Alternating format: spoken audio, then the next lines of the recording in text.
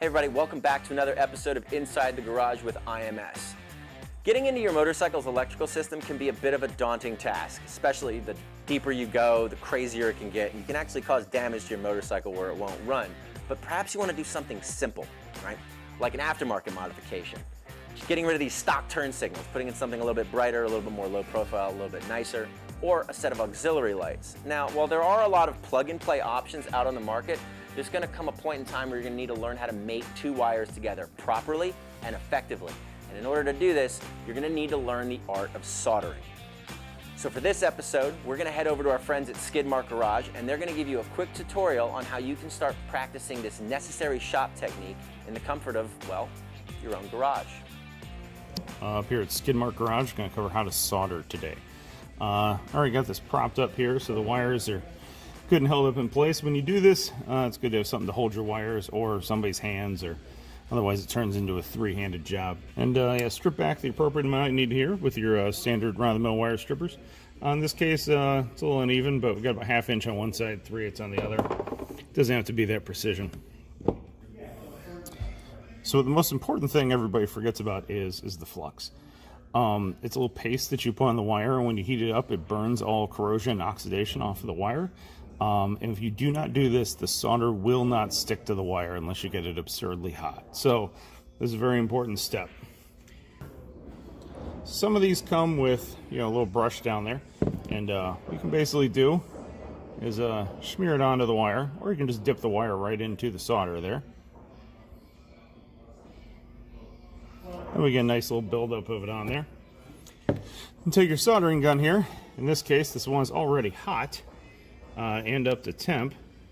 Make sure it's turned all the way up here. This one's already hot and up to temp. So we're just going to press it up against the wire and actually heat the wire there. You'll see it burn off. So the flux kind of melt off of there. So now that's ready to accept solder.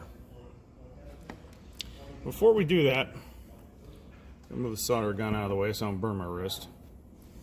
In this case, we're actually going to take the wire here.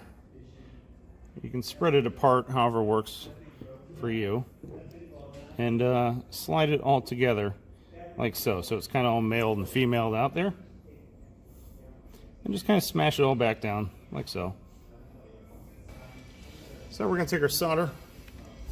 We're going to heat a little bit up here, put it on the end of our soldering iron. So we've got some molten solder there. And we're going to hold that up to the wire like so. And as it heats the wire, you'll see it actually flow into the conductor. And then we'll add a little bit more here. You see it actually as the conductor itself is turning silver. That's the solder actually flowing in there.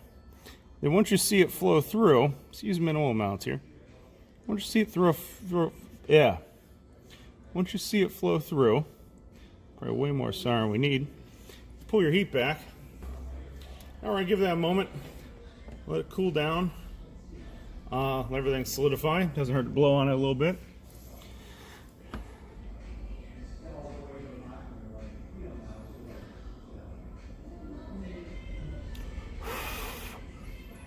Alright, there you have it. Pretty much from there, it's a solid connection. We'll take our little mount off of there. There's a lot of ways you can seal this up. See, I got a few little extra strands sticking out there, so I'm going to take my pliers and just kind of squeeze those down so they're not poking through. And then I have shrink tube here already cut. And the way this works is it's just a little rubber casing, and as you heat it up, it will actually shrink down. So we're then going to slide this over the wire from the end. Or you may have want to actually slid this on before you started if you don't have access to the end of the wires. So we're going to slide over there from the end. Then we're going to slide it up over our connection there, like so. Now you use a lighter, some people use a heat gun. If you really, another way you can do it is you can just take your soldering iron here, apply a little bit of heat to it, just kind of gentle touch so you don't burn it away. Slide it up and down there.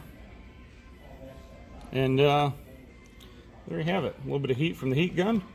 Pulls the shrink tube right on down.